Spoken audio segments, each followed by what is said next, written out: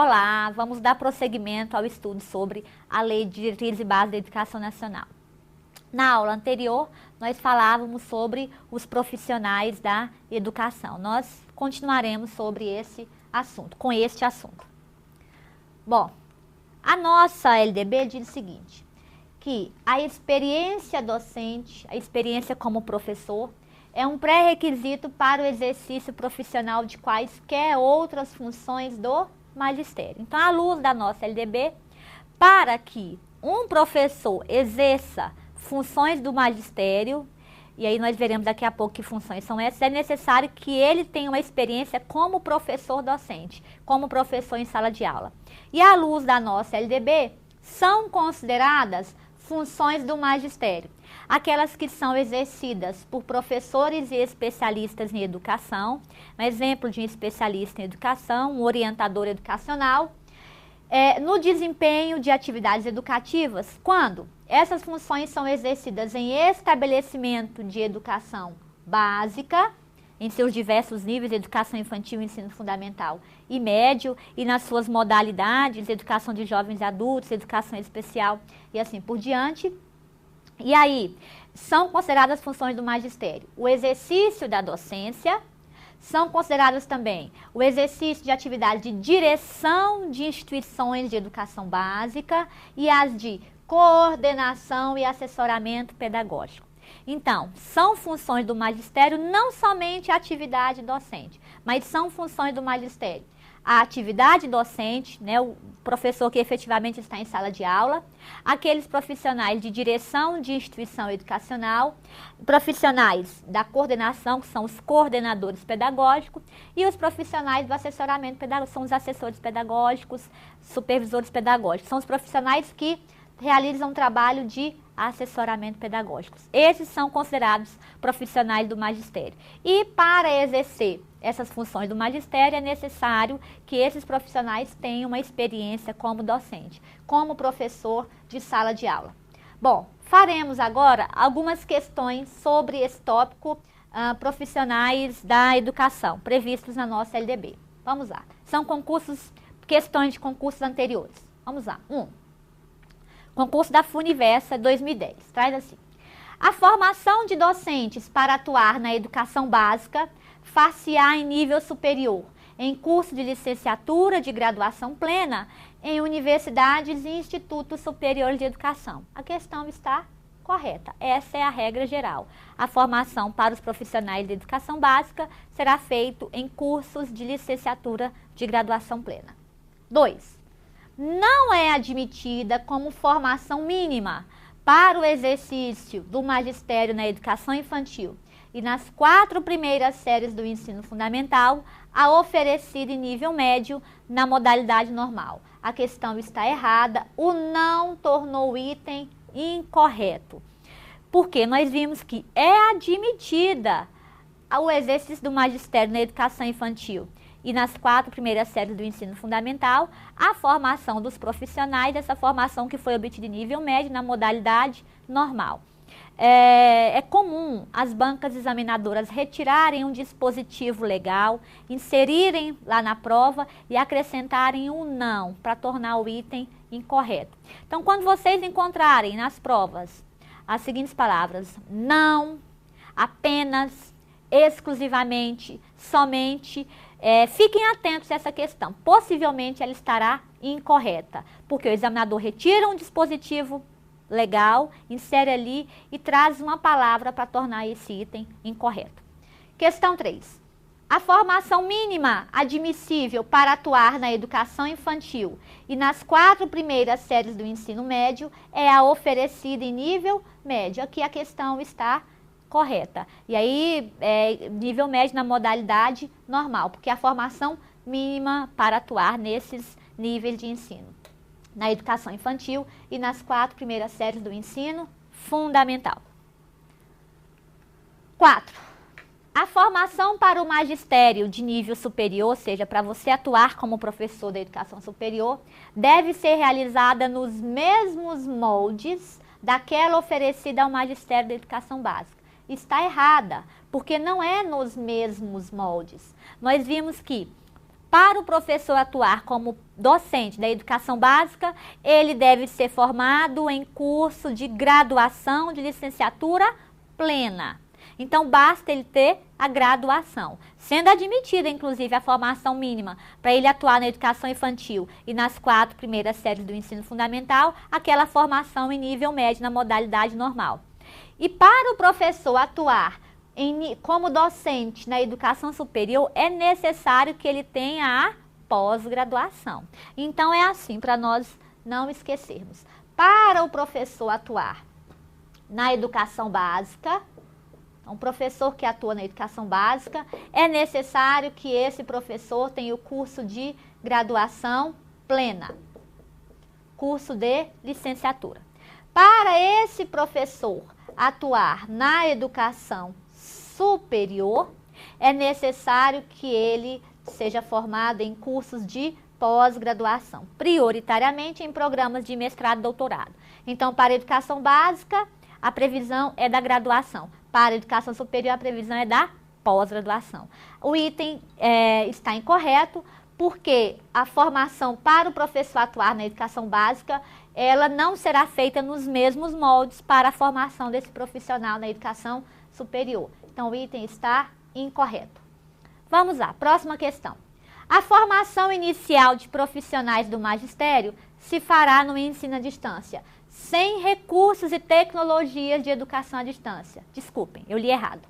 A questão diz: a formação inicial de profissionais de magistério se fará no ensino presencial, sem recursos e tecnologias de educação à distância. O item está incorreto. O que diz a nossa LDB? A nossa lei diz que a formação inicial de profissionais do magistério se fará no ensino presencial e subsidiariamente será feito o uso das tecnologias de educação à distância.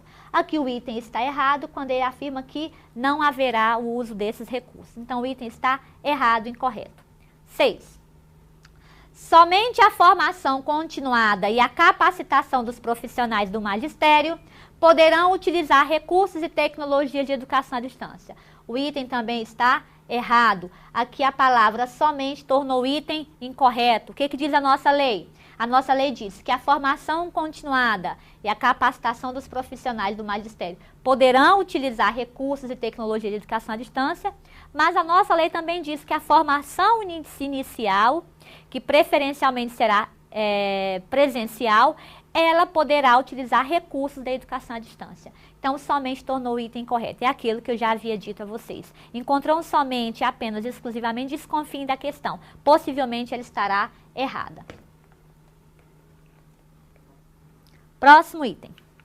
Opa, não é o próximo item. Agora, nós trataremos de um outro assunto que diz respeito aos recursos financeiros. A nossa LDB, ela traz uma parte que fala sobre os recursos financeiros destinados à educação e sobre a aplicação desses recursos financeiros. E volta e meia esse assunto é bem cobrado, sobretudo nas questões que são elaboradas pelo CESP. Então, nós temos recursos financeiros de diversas origens. Nós temos aqui os recursos financeiros, eles podem ser provenientes, então os recursos financeiros para a educação, eles podem ser provenientes de impostos. E o que é imposto? O imposto é um tipo de tributo. Então, eu tenho vários tipos de tributos, que são aqueles valores que nós pagamos ao Estado. Eu tenho ali a taxa é um tipo de tributo em que o Estado me oferece um serviço e eu pago por esse serviço. Existem contribuições, como a contribuição social do salário educação, que é recolhido das empresas e que tem a finalidade de financiar a educação básica. E eu tenho os impostos. Os impostos são aqueles valores que nós pagamos ao poder público, simplesmente pela existência de um fato gerador.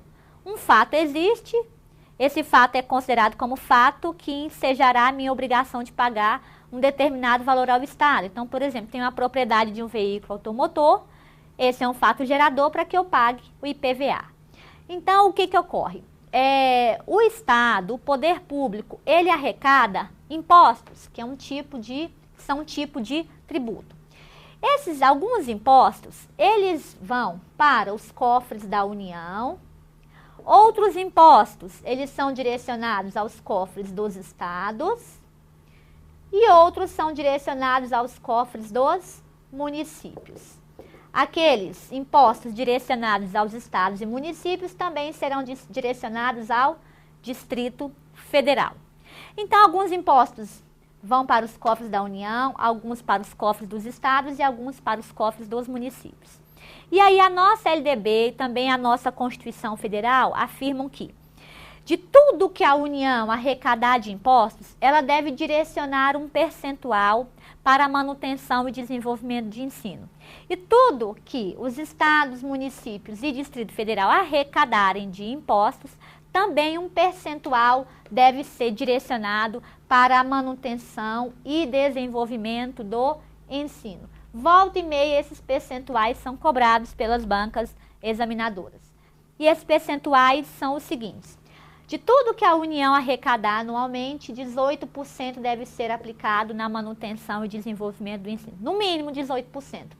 E de toda a receita de impostos que estados, DF e municípios arrecadarem, minimamente 25% anualmente deverão ser disponibilizados, aplicados em educação.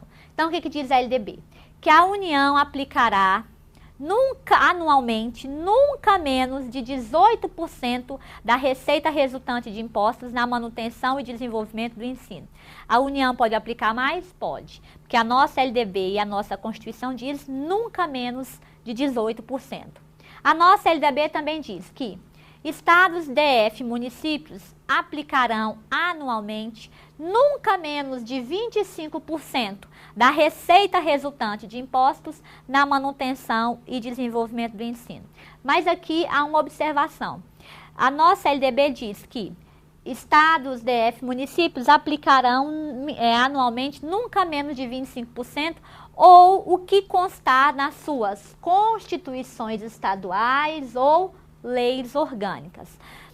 Então, ocorre que, se no Estado constar na sua Constituição Estadual que ele deverá aplicar 30% da receita resultante de impostos na manutenção e desenvolvimento do ensino, então esse Estado deverá aplicar 30% e não 25%. Se na lei orgânica de um município constar que esse município deve aplicar 40% da receita resultante de impostos na manutenção e desenvolvimento do ensino, então é esse o percentual que o município deverá aplicar. Então, a nossa LDB e a nossa Constituição trazem um percentual mínimo de 25%. Mas as constituições estaduais e as leis orgânicas, né, que são dos municípios e também DF, as leis orgânicas podem constar um percentual diferente, nunca inferior a esse, porque esses percentuais estão previstos na Constituição Federal. E as constituições estaduais e leis orgânicas não podem contradizer a Constituição Federal, porque a Constituição Federal traz esses percentuais como percentuais mínimos. Então é assim, imaginemos que essa aqui tenha sido a receita de impostos de um determinado município. Esse município tem de aplicar no mínimo anualmente 25%, esse percentual aqui na manutenção e desenvolvimento do ensino. Isso é muito simples e volta e meia as bancas perguntam o percentual ligado à União, que é de no mínimo 18%, e os percentuais ligados a estados, DF e municípios. Bom, e aí a nossa LDB, ela traz no artigo 70 aquelas despesas que são consideradas como despesas de manutenção e desenvolvimento do ensino. E essas despesas, elas serão custeadas com esses recursos de impostos. Volta e meia, as bancas examinadoras, sobretudo o CESP, cobram que despesas são essas. O artigo 71, ele nos traz quais são aquelas despesas que não são consideradas de manutenção e desenvolvimento de ensino. E por isso não podem ser custeadas com recursos de impostos. Por quê? Aquela receita de impostos, aqueles 18%, 25%, deverão ser destinados para custear despesas de manutenção e desenvolvimento do ensino, que estão previstas aqui no artigo 70.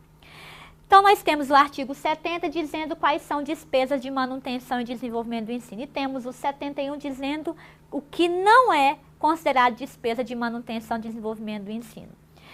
Eu costumo trabalhar com os meus alunos apenas o artigo 70, para eles saberem quais são as despesas. O que estiver fora desse rol que nós trataremos, então, não é despesa.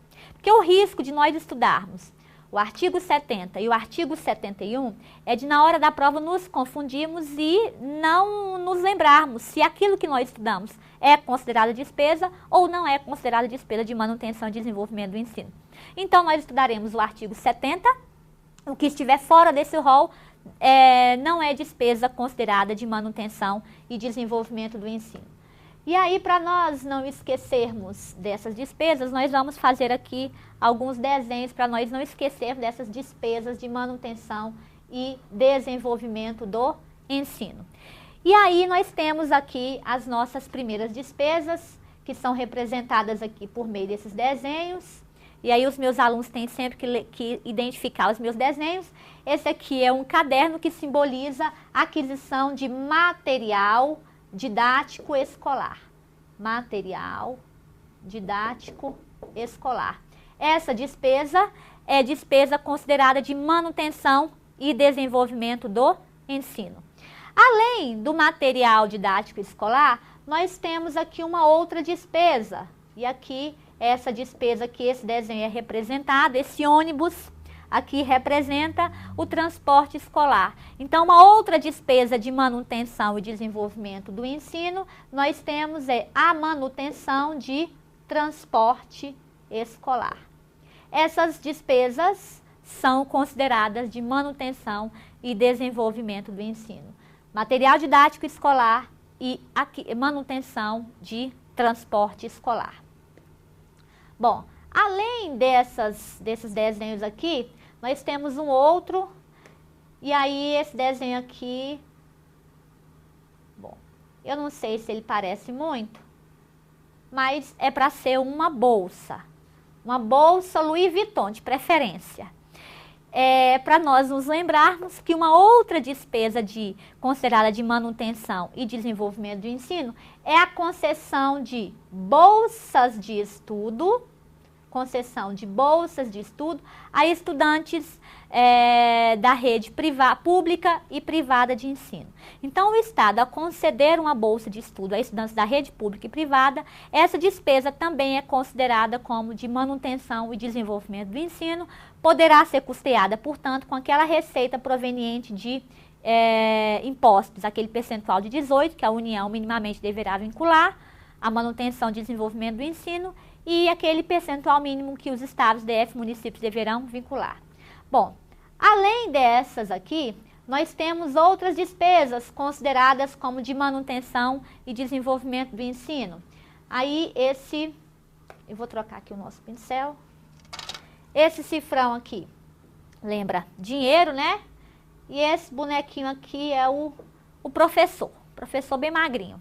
E aí nós temos uma outra despesa considerada de manutenção e desenvolvimento do ensino, que é remuneração e aperfeiçoamento, do pessoal docente e demais profissionais da educação. Que profissionais, professor? Aqueles profissionais que nós vimos, profissionais da educação. Supervisor educacional, orientador educacional, inspetor educacional e assim por diante.